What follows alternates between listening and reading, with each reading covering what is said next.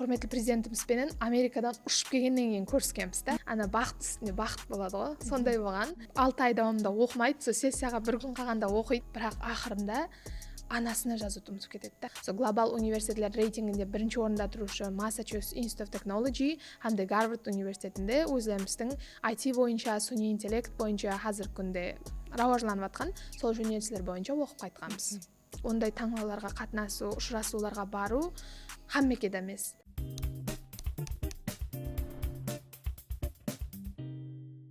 Хамеге сәлем, бұл Күнде лайк подкасты алымен басылжыңыз Перизат Аяпбергенова. Бүгін Күнде лайк подкастымыздың мейманы Альфия Амангелдиева. Ол кім? Ол ақында толық мағлұматты қазір біз сізбенен, мен де сіздерменен біргелікке ықыласпен болып біліп аламыз. Альфия НУКС мемлекеттік педагогикалық институтында 3-ші басқыш талабасы қайсы факультет, қандай бөлім, не үшін шет елдерге барып тәжірибе алмасып жүріпті, қазір бәрін анық-тынық естеміз. Мархамат, қош келіпсіз. Рахмет шақырғаныңыз үшін. Өзіңізді толық таныстырсаңыз болады. Мен Амангелдиева Альфия, Ажнияз атындағы НУКС мемлекеттік педагогикалық институты, филология факультеті, инглиз тілі қанегелік 3-ші курс студентімін. Қазірде сол студент болумен бір қатарда жәмиеттік жұмысларда белсене қатынасып келмектемін. Хамде сол өткен жылы 2025 жыл рақамли авлот қызлары көрік таңдауының жеңімпазы болдым. Қандай жақсы. Біз сіз хақында мағлұмат алған кезімізде сол Америка құрама штатларында ең топқа кірген университетлер, яғни Гарвардта оқып келді деген мағлұматларды алдық та, солар хақында толық анық мағлұмат берсеңіз. Қалай болды ол басқышылар?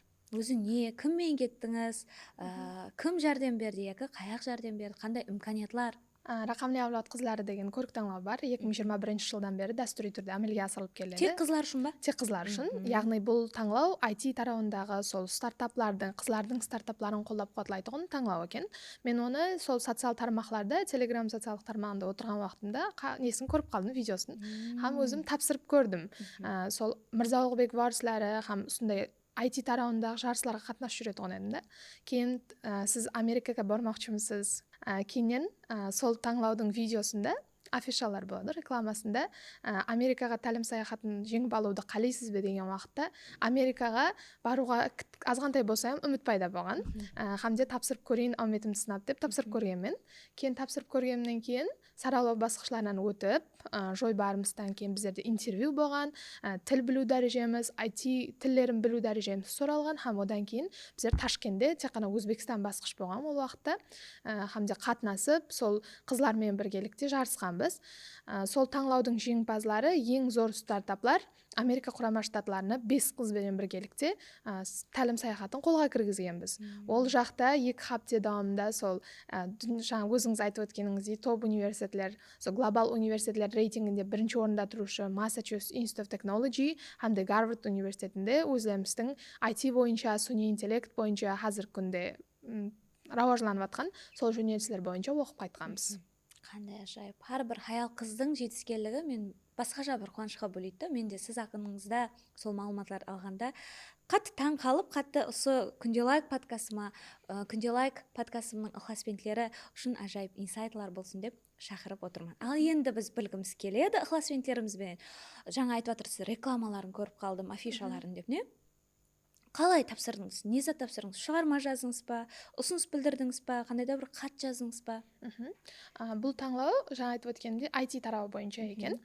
Сол Telegram каналларда грантлар, солар хақында мағлұматлар беріледі ғой. Кейін тапсырдым, ол уақытта біздерде идея сұралады, яғни стартап жойбар. Мен өзімнің эко арал атлы стартап жойбарымен қатынасқанмын. Яғни сол біздер білеміз, арал машқаласы тек қана бұл Өзбекстан һәм Қарақалпақстан машқаласы емес, бұл глобал машқала. Сол IT тарауында мәселен стартап жарата жақ болсаған, мәселен идея тауы жақ болсаған, біздер үлкен проблеманы шешетін машқаланы алуымыз керек та. Сол арал машқаласына өзім сол атырапта тұрамын, мәселен Қалықкөл районы жақын бәрібір Мойнаққа. Сол атырапта тұрғаннан кейін Дұзлы мәселен Мойнақтың шараяты бәрібір хауасы, су мәселелері машқала болып жатырыпты. Сол машқалаға шешім сипатында эко арал жойбарымен қатынасқанмын, яғни бұл жойбар арал атрапында жасыл зона жарату. Яғни сіз айтуыңыз мүмкін, шөлде қалай жаратамыз деп. Гидрогель деген біздерде гранула бар. Сол гранула суды өзіне жауын суын, егін суғаратын сулардың өзіне сіңдіріп алады да һәм 2 ай давамында өсімдікке һәм топыраққа су беріп тұрады. Біздер оны мәселен 1 ай давамында суғаруымыз шарт емес, себебі өзінде жеткілікті су бар да оның. Соның үшін сол гидрогель жәрдемінде жаратсақ деген өзімнің ұсынысыммен қатынасқанмын. Ол жерде төрешілер құрамы да таңлауда Америкадан келген, бәрі шетелдік. Олар арал десе, арал сый десе біледі уже. Мәселен, Мойнақ Сити десе, олар содан кейін глобал машқала дұрыс. Себебі президентіміз өзі, мәселен, себебі сол арал машқалар үшін сол халықаралық шөлкемлер, мәселен, Бірлескен Миллетлер шөлкемі, солар бәршесі бірлесіп жәрдем беріп жатыпты ғой. Содан кейін ұту имканиятым жоғарырақ болған шығар деп ойлаймын. Алметіңіз, бір жағынан есебіңіз, әлбетте, қандай жақсы. Негізі бұл институтқа кіруіңіз, жоғары оқу орнына кіруіңізде сіздің басқаша болды, алметлі болды, иә? Сол бір басқышыларды айтып берсеңіз. Өзі мектептен басылап, сол таңлауларға қатынасып, жәмиетлік жұмысларда қатынасып, Сардар болғанмын, район Сардары. Балар бала 5 жасынан белгілі деген ғой. Сардар болғанмын, һәм сол жастар аухамында 914 салы қарарменен министрлер кабинетінің Сардарларды жастар аухамының белсенді жастарын оқуға кіргізуге мүддетінен алдын тест сынақларсыз студент болады. Сіз де сол 914 салы қарармен оқығансыз. Сол грантты жеңіп алғанмын. Хамде Қарақалпақстан бойынша 1 жас har жылы мүддетінен алдын тест сынақларсыз кіреді. Хамде сол Нокс мемлекеттік педагогикалық институтына инглиз тілі һәм әдебиеті жөнелісінде оқуға түсу бақытына месір болғанмын. Қандай жақсы. Альпия айтып отыр, сіз де сол жөнелісте не қылып отырсыз менен сұрап деп. Әлбетте, әрбір ықыласпендімізге ортамызға шақырған хаял қыздың айтып отырған информациясы менен көре осы келген мейманның аузынан естіген бәрібір басқаша болады да. Әлбетте, әрбір белсенді әрекетінде жүрген сол бір келешекке өзіне және мемлекетке, жәмиетке инвестиция кірту мақсаты болған әрбір жастың негізі менеті бақыланады. Мемлекетімізде жастар үшін ажыратып отырған имканиятлар, шарт-шариятлар есігі ашық. Тек қана бізден талап етіліп отырған нәрсе сол ашық есіктерден тура һәм үнемді жолменен пайдаланып өту. Сіздің педагоглық жолды таңлауда һәм өзіңізді тәлімге бағышлауда не түрткі болды? Бұл педагогика жөнелісіне кіріп келуімнің ең үлкен себепшісі анам. Яғни анам мектепте мұғалім болып істейді.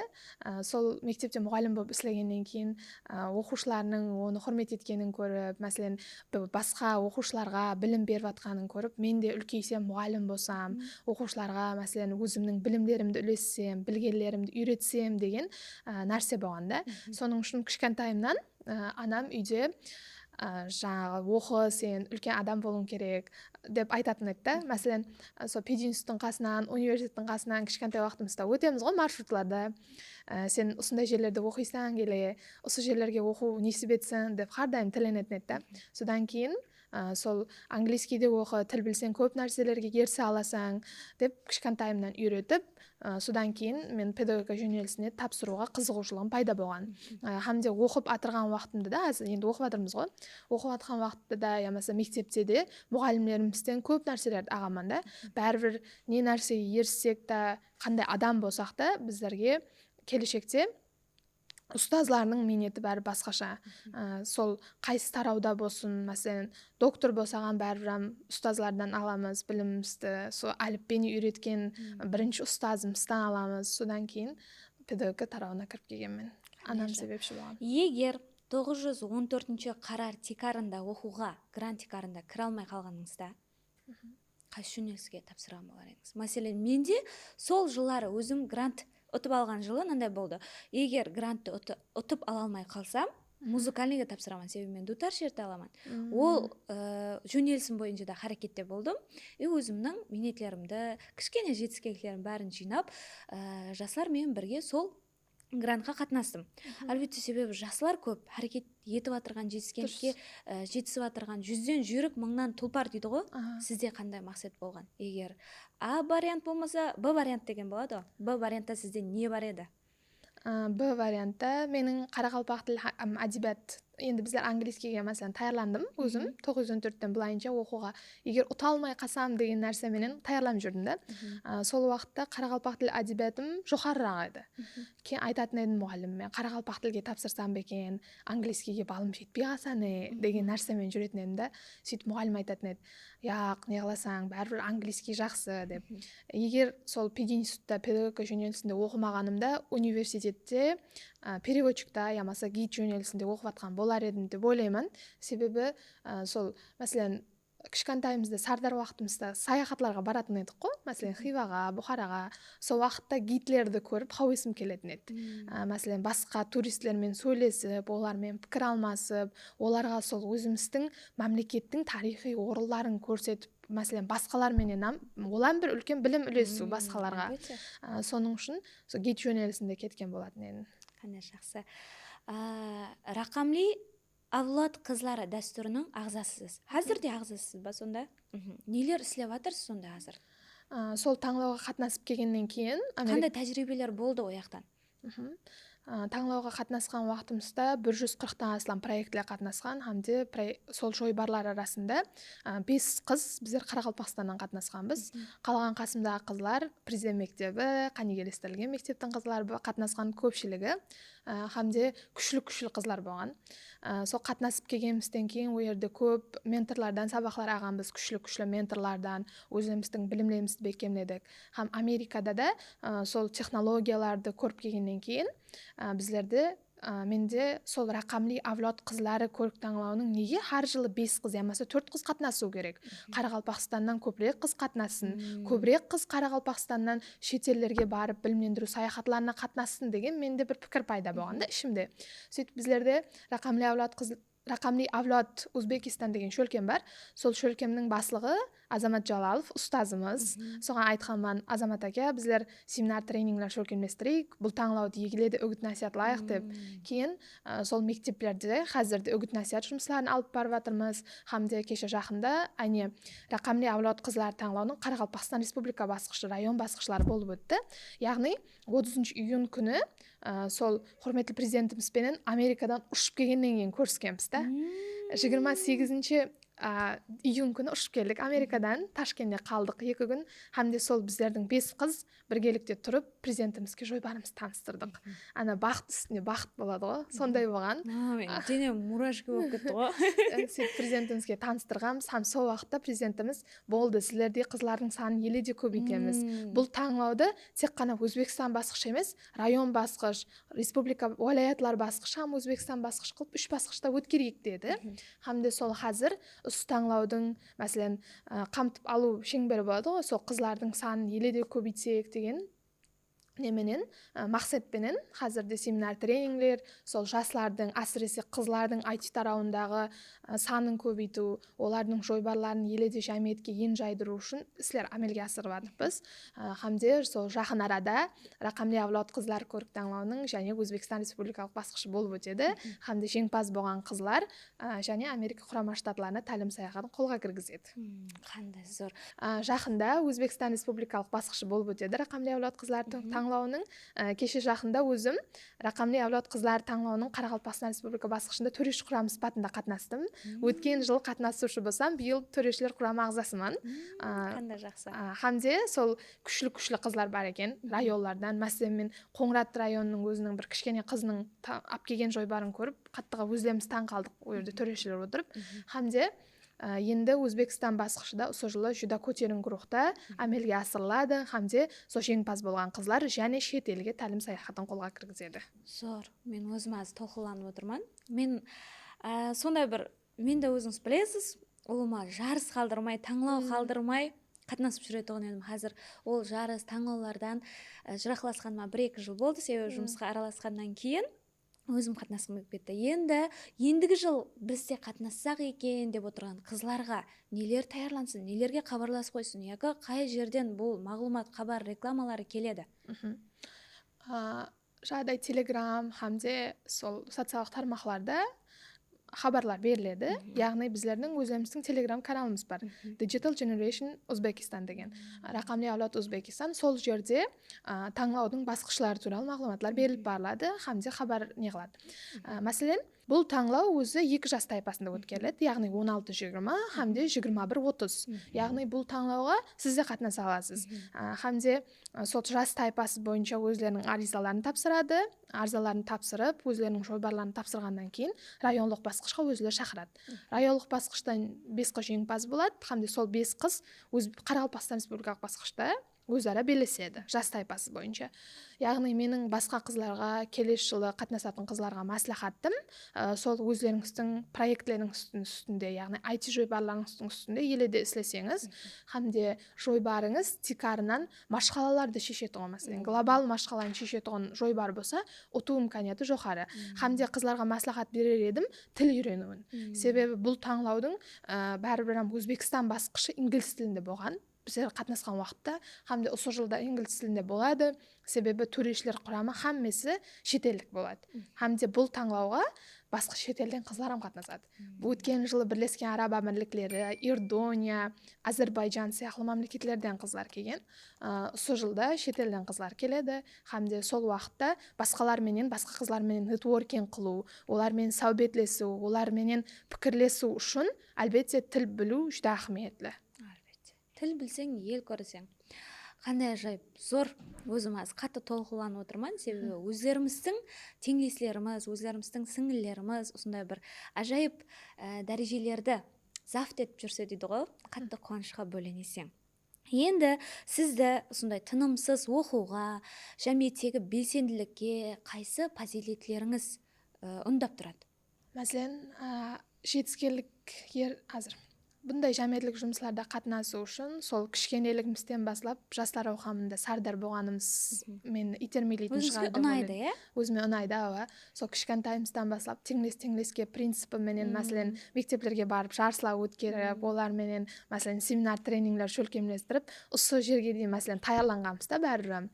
Соң үшін ана кішкентайыңнан бастап тынбай харекет етіп жүре бергеннен кейін, кеште мысалы үйде отырып қалсам, мәселен, бір таңдауларға қатынаса алмай қалсам, мен неге тоқтап қалдым ба? Мен неге еріс алмай атпан? Мен неге еріс алмай атпан еш нәрсеге? Деп өзіңді өзің айыплайсаң да бәрібір. Мен неге харекеттен тоқтап қалдым? Мен неге қатынаспаймын? Менде де имканият бар ғой деп. Сондай басқа, мәселен, теңдеслерім бар ғой, мәселен, құры студентлер, ямаса оқушылар сабағына барып келеді, таярлығына барып келеді, болды. Басқа затпен шұғылданбайды. Дұрыс айтасыз. Нағараң менде мынандай зат болды да, өткен 1 жыл, енді мен тұрмысқа шыққаныма 2 жыл болған болса, тұрмысқа шыққаннан одан алдын қыз уақытымда сондай еді. Сіздегі система неге мынау Назатқа ерсі жатыр, мен де қалмайын, неге мен бұдан хабардар болмай қалдым. Ал енді азыр жақында ойланып атырман да, неге мен жарысларға қатынаспай атпан? Тұрмыс мен үшін бір X форматтағы не болып қалды ғой? Тұрмыс болды, тұрмыс. Яқ, ондай емес, негізі миыміздегі шеклеуді харекетімізге қоймауымыз керек екен. Сен ақырынлап таңлауларды жазып алып, қашан болады, документлер таярлап, менде қазір астен басылып атырман, және сапыңызға қосыламын. Айтады ғой, тұрмыс ямасы карьера дейді. Неге екеуі емес? Маған сол ой келді. Неге екеуінен бір дегенде алып бармасқа? Дұрыс. Әрбір қыз келіншек өз үстінде істесе, талапланса, харекетленсе, әлбетте бәрі болады. Сізді илхамлендіретұғын инсалар, яқы қандай да бір уақиялар, яқы өзіңіз ерсіп атырған сол диплом, статуэтка, медаллар, қайсы бірі?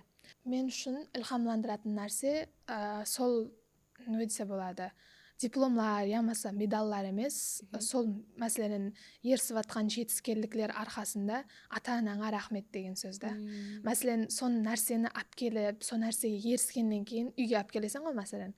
Мен сондай қатынастым, сондай затқа ерістім дегеннен кейін ата-анаңа қасындағы достары, мәселен, олардың айтады да, сенің қызың молодец, сондай жерлерге қатынас жүрді, кеше қызың телевизордан көрдік деп, оларға үлкен мақтаныш. Дұрыс, олар біздерге білдірмеуі мүмкін, бірақ бәрібір іш-ішінен сол нәрсені қатты қуанады, перзентімен мақтанады да. Сол 2022 жылы 914 ағамнан кейін үміт ұшқыны көкірек нышанымен сыйлықланғанмын. Сол уақытта сол 2022 жылы үміт ұшқыны көкірек нышанымен сыйлықланғанмын. Сол уақытта үйге алып келген уақытында сенен разыман қызым деген анамның гәпі елеям жаңағы елеям өз үстімде істеуге, еледа өзімді рауажландыруға үлкен түрткі берген. Неге мемлекеттік сыйлықты алмасқа, Құда қаласа, неге сол Зүлфия атындағы сыйлықты алып президентімізбен біргелікте анаммен бір барады ғой қыздары. Сол уақытта сол нәрселерге ерісу үшін анамды еледа мәселен менімен мақтануға, еледа менен өтсе болады сондай қызы бар екеніне мақтанып жүрсе, сол мен үшін үлкен мақтаныш. Ата-анама рахмет келтіргім келеді да мен. Сондай. Және мәселен илхамландыратын нәрсе, біздер құрметті президентімізбен көрсеміз, бұндай белсенді жастар көрсетеді ғой. Көрсеміз, сол уақытта ондай жерлерге қатынасу, ондай таңдауларға қатынасу, ұшырасуларға бару хаммекеде емес. Сондай жәметте белсенді қатынасқан, сол ватамыздың рауажлануына аз ғана болса өзінің үлесін қосып атқан жәметте өз орны бар жастар бәрібір басқаша болады да. Олармен пікірлессең, сөйлессең, бәрібір тауыла береді ізінен. Сондай, хамде осы жерде бір нәрсе айтып өткім келеді. Рақамли әулет қызлары көрік таңлауында, сол таңлаудың сыйлықлау мәресімінде де Сайда Шавкатовна өзі келіп, біздерді қолап қуатлаған, біздерді құттықтаған, президентсілермен мақтанады деп айтып кеткен.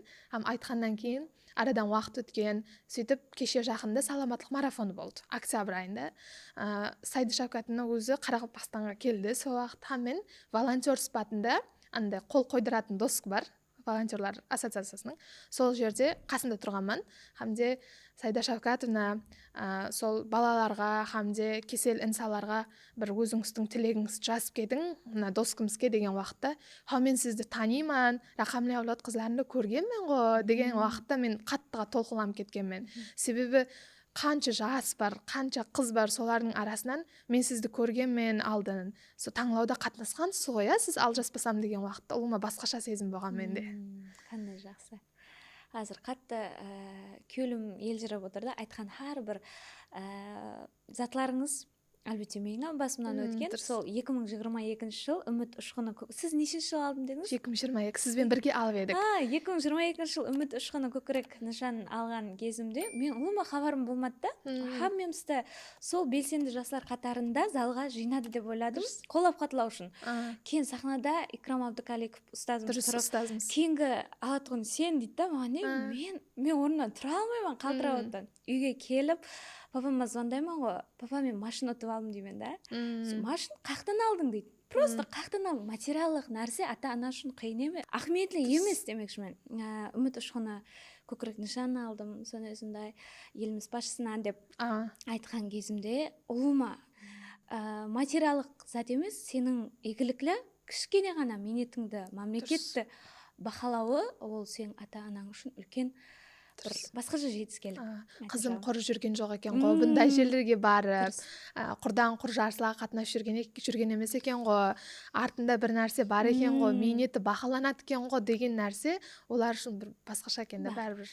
Әлбетте. Әрдайым ата-анаңызды, жақындарыңызды бақытқа бөліп жүретұғындай, елге белгілі, жәмиетке белгілі, өзіңізге, өзіңізді танытып қоятындай инсан болып жүру біріңізге тілектеспіз. Ал менде кейінгі сұрау, жақын 2-3 жыл ішінде өз алдыңызға қандай мақсатларды белгілеп қойғансыз? Мәселен, қазір оқуды, жұмақылаңызға да 1-2 жыл қалды, Құда қаласа. Алдыңызға мақсатларыңыз қандай? Алдыма қойған қазірде ең үлкен мақсатларымның бірі магистратураға кіру. Сол оқып жүрген уақытымда қазір даярлық басқышындамыз, соған енді мемлекеттік стипендиянтылыққа тапсырып көрсем деген нәрсе менен қазір планластырып жүрмін да. Ilmi мақалалар жазып, сол өзімнің қанигелігім бойынша, хамде сол бақаларымды да әрдайым 5 қылуға харекет етемін. Қазірде 5 хамысы сол мемлекеттік стипендияға тапсырып, магистратураға да сол имтиханларсыз кірсем деген мақсат бар. Сол магистратурада өзімнің оқуымды давам еттіріп, ілім жолында сол ілім менен IT тарауын біргелікте рауажландырсам, хамде біргелікте алып барсам, ертең басқаларға да ілім үлессем деген мақсатпен жүрмін. Еледе білімімді күшейтсем, сол PhD жақласам деген мақсатлар бар алдымда. Мақсатларыңыз, жақсы ниетлеріңіз жолдасыңыз болсын, хаммес әмелге ассын. Менің қазір ойлауымша, менде өзімде сондай болғанда, мектеп басқышларда музыкальный колледжге кіру басқышымда, хәтта жоғары оқу орнына кіретін уақытларымда мен тест, экзамен дегенге кіріп көрмегенмін. Мектептен баслап экзамен не зат өзі деп домалақлап белгілеу, штрих-код ешқайсынан білмеймін. Хамесіне грант болып отырғанмын. Сіз кібі, сізде сессиялар қандай болған? Бірінші сессия. Сессиялар уағында қорқаман. Адамдар айтады сессия деп. Мәселен, Инстаграмда рилс көріп отырамыз ғой. Сол уақытында жаңадай көрсең хамес қиын, жаңадай 6 ай давамында оқымайды, сол сессияға бір күн қалғанда оқиды. Біздер сондай болғанбыз. Оқып жүргенбіз, бірақ бәрібір сессия адамға қорқыныш беретіндей нәрсе болғанда. Мәселен, қиын сұрау түсіп кетсе не? Мен сол уақытта мәселен сабақта жоқ сұрауым түсіп кетсе не деген қорқумен жүргенбіз, бірақ кейін білсек, ондай қорқынышты нәрсе емес екен. Сол апуайы өзіміз өткен, өзіміз білген сұраулар. Содан кейін деп сессия болса қазір бүгін қайсы пән дейтін болдық қой. Бүгін қайсы пәннен сессия деп. Мен бірінші сессияда 6 пәннен жығылғанмын. 6 айлық стипендиямнан айырылғанмын. Жығылып жүре бергенмін.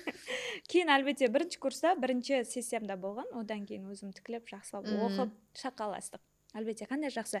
Қандай кітаплар, курслар яки сіздің өсуіңізге, рауажаныңызға не болған, түрткі болған?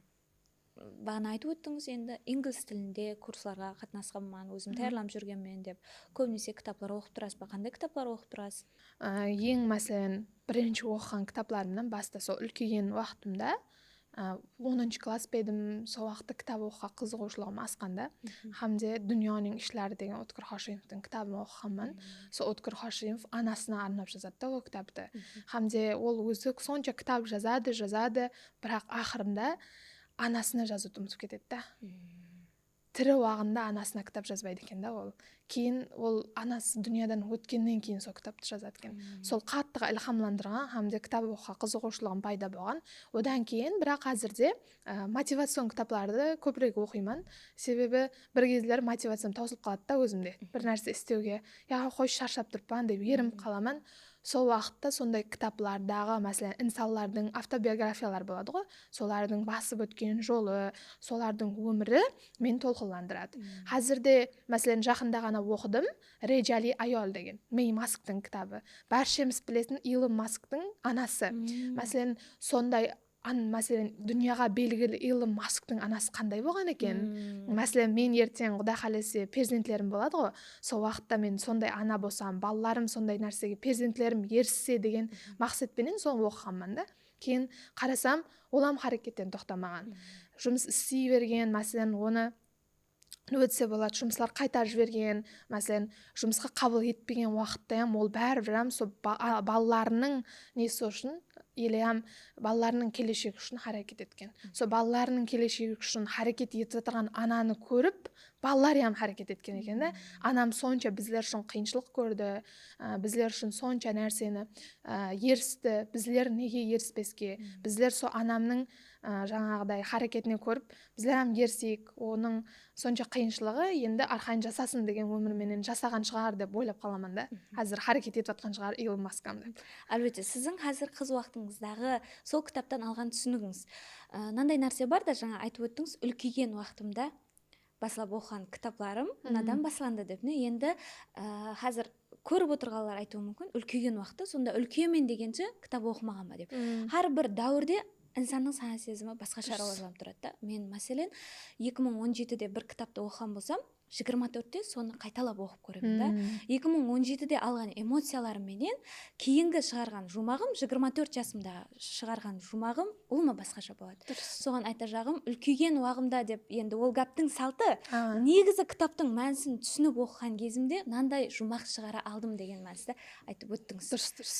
Әрдайым сондай жәмиетте, білімлендіру системасында әрқылы мемлекетіміз тарапынан беріліп отырған имканиятлы таңдаулардың арқасында, әлбетте тек қана өзіңіз емес, сіздің қатарыңыздағы қандай да бір инсанлар. Ата-ана дұрыс, жаратқаным дұрыс, әрдайым сізге сондай энергия беріп тұрған, қолдап қуатлау беріп тұрған, ал одан тысқары кімдерге рахмет айтасыз, кімдерді атап өткіңіз келеді? Бұл подкастқа қаттыға мәселен өзім Инстаграмды көремін ғой, көріп келген да. Мәселен, ішіндегісін айтады ғой, көз жасылар менен блогерлер, басқа үлкен инсалар не. Мен де хауесім келіп подкастқа қатынасайын, мені шақырар ма екен деп қарап отыратын едім да, ютубтан көрген уақытларымда не. Шақырғаныңыз үшін рахмет. Хамде сол ерісіп жатқан уақытымызда осындай нәрселерге қолдап қуатлау бәрібір қасыңдағы атрапыңдағы инсалардан болу керек деп ойлаймын. Мәселен, ата-анамыз сірә қолдап қуатлайды ғой, әрдайым yaxшы сен істейсең, сен күшілсең деп. Бірақ қасымдағы достарым көбірек қолдап қуатлайды да. Олармен бір қатарда, ата-анаммен бірдей қылып. Мәселен, сол достарым, ең жақын достарымнан бірі Гүлайым, танисыз, Ержанбаева. Олам 914-пен оқуға кірген. Сол достарым, мәселен, әрдайым сен қатынас мынаған, бірге қатынасайық осыған, сен кел, бірге істейміз соны деп біргелікте істейміз. Хамде ең осы жетіскерліктеріміздің нәтижесі ұстазларымыздың берген білімі. Әрдайым ұстазларымыз мектеп дәуірінен бастап, сардарлықтан бастап қолдап қуатлап, шықсын осы қыз, менеті бар ғой деген нәрселер. Соның үшін ұстазларыма, хамде жақынларыма қаттыға рахмет айтқым келеді. Осы жерде әрдайым қолдап қуатлап, біргелікте қасымда сен күшлесең, сен осы нәрсені істей аласаң, қолыңнан келеді деп атрапыңызға да, мәселен, басқа теңдесілеріме айтарым, атрапыңызға да сізді қолдап қуатлайтұғын, сізге қарсылас емес, сізге дос инсанды дос қылуын. Мәселен, сізді әрдайым қолдап қуатласа, ол инсан бәрібір басқаша сезім ол. Негізінде мынандай нәрсе де бар да, өзің қандай болсаң, атрапыңа да сондай инсандар жиналады негізі. Сол энергияға тартылады. Әлбетте, біз де қуанып қалдық, бізді шақыруды күткеніңізді, біз оны білдік деп не. Әлбетте, уақытыңызды, қымбатлы уақытыңызды ажыратып келгеніңіз үшін рахмет. Қызлар үшін, жас қызлар үшін, хатте келіншектер үшін үлкен мотивация болды.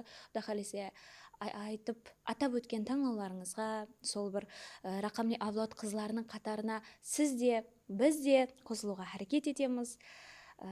Шаршамаң, талмаң, ажайып инсайтлар үшін, сәубет үшін рахмет. Өзім сол бір белсенділік дәуірлерге қатты қайтқандай болдым. Өзім қатты хаз етіп қалдым сәубеттен. Рахмет, Альфия. Рахмет шақырғаның үшін. Алдағы сол подкасттың жұмысларында да тасқын табыстар Біз тілеймін. әлбетте сізбен қоштаспаймыз. Құда қаласа, әрбір қыз бала маңдайына жазылған, әлбетте шаңырақ болу, келін болу, сол бір дәуірлерде де сол бір басқышларды сұрау үшін және бір мәрте ортамызда сізді күтіп қаламыз. Құда қаласа. Рахмет. Бұл күнде лайк подкасты. Хамме сау, саламат болың, һәм күнде лайк басың.